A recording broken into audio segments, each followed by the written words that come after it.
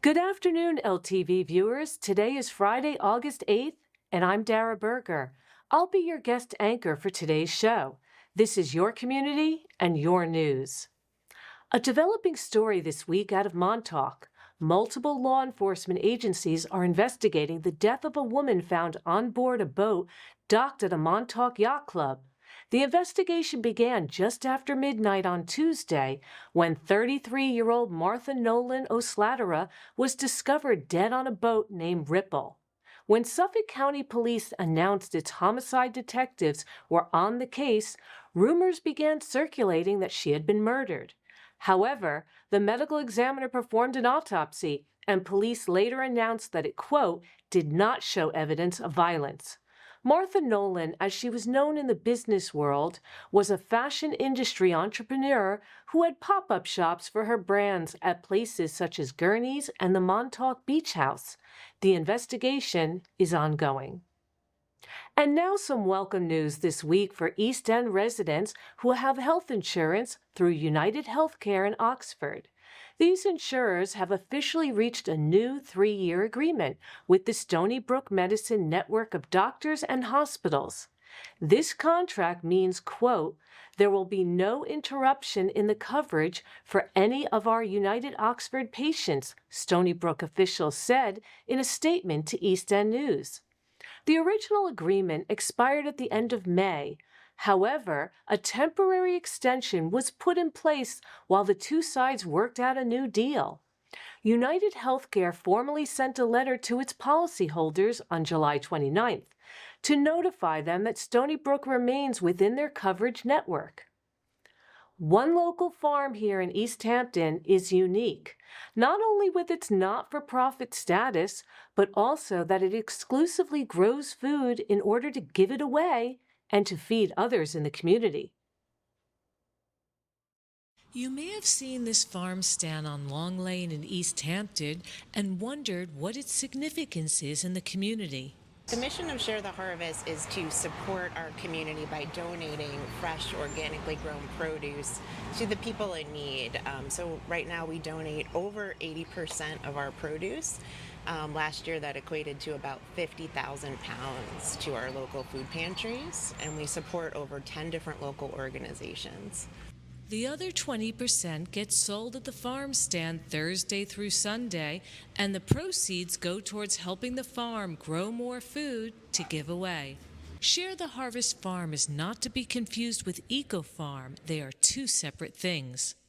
Share the Harvest farm's about 6 acres in Eco Farm, so we're a tenant, and there we grow all of our produce that's then donated to many different organizations and institutions. Plessett, who sits on the board of Eco Farm, told us the idea started about 15 years ago when 3 men in the community decided to do something about the food insecurity growing in the community. It's mostly hardworking local people out here, honestly. It's people that are working full-time but still can't afford, they have to choose between keeping the lights on or feeding their families. ARMS says that the farm does receive some grant money. So the American Heart Association actually partners with Share the Harvest in the Hamptons. One of our initiatives is to fight food insecurity and make sure that people have healthy food to eat to have a healthy heart and to be overall healthy. And we're basically a little family here, and we're extremely passionate about what we do. We work really hard, and we need the community's help. We're driven by donations, we're driven by volunteers. Shopping at the farm stand is a great way to support the farm, and then donations you can always make throughout our website. Or at the stand. Or you can attend one of their events throughout the year, such as their annual fundraiser they call the Summer Soiree, that was filled with great music, lots of cheer, good food, and tons of people who are just there to support.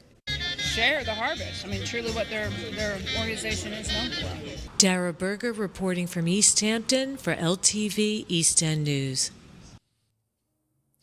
East Hampton town officials say they have received permits from the New York State Department of Environmental Conservation that will allow them to go forth with the next phase in restoring and rebuilding the dune system at popular beach spot Ditch Plains in Montauk.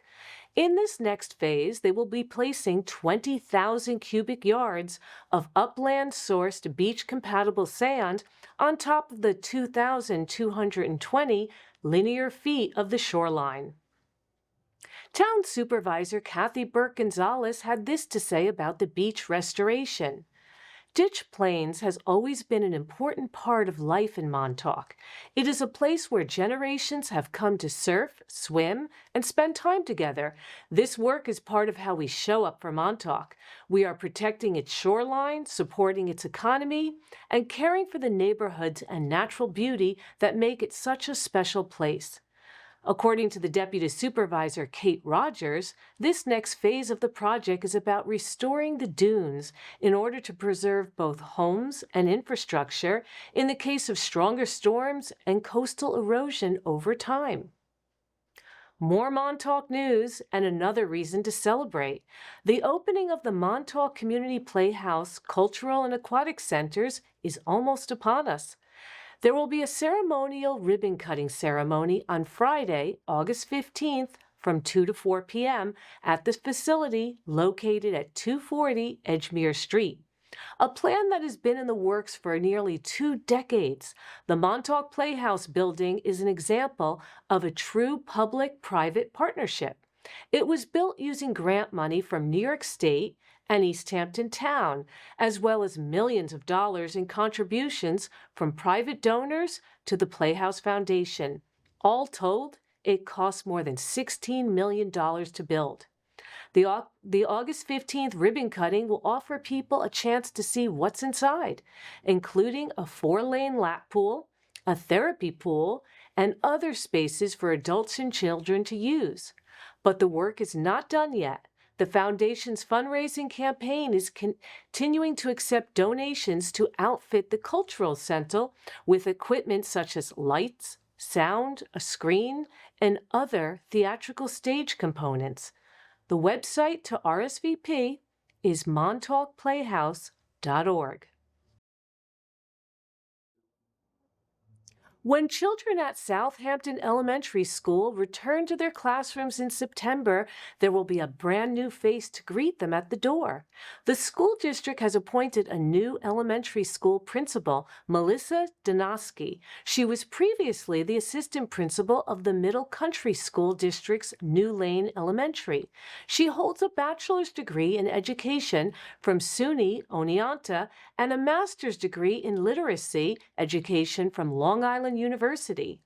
Southampton Superintendent Dr. Fatima Morell welcomed Donosky by praising her leadership, experience, and dedication to educating students. Dr. Morell said, "We are making certain that she will make a difference in the lives of students at Southampton Elementary School." Our community calendar this week is filled with activities for kids and teens in particular. Let's take a look. Authors Night on Saturday is followed by the East Hampton Library Children's Fair on Sunday, also in Herrick Park, from 2 to 5:30 p.m.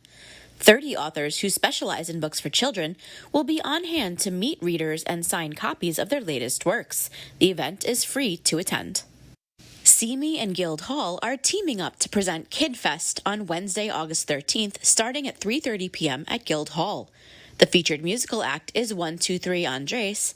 Tickets can be found at guildhall.org.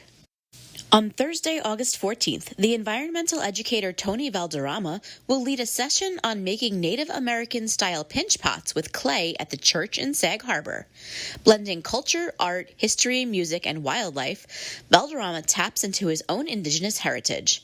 Tickets can be found at thechurchsagharbor.org. Jazz is the name of the game on Friday, August 15th, right here at LTV Studios, where the Camille Thurman Quintet will take the stage. Not only is Thurman an accomplished saxophone player, but she also lends her rich vocals to the show.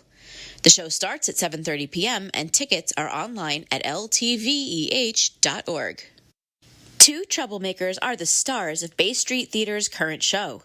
It's Bonnie and Clyde the Musical, and it runs through August 24th at the theater on Long Wharf in Sag Harbor. Tickets to both the evening and matinee performances are at baystreet.org. Starting on August 11th, the Sag Harbor Cinema hosts a 2-week filmmaking workshop for high school students. Teens can work with industry experts and learn how to use the same technology that the pros are using.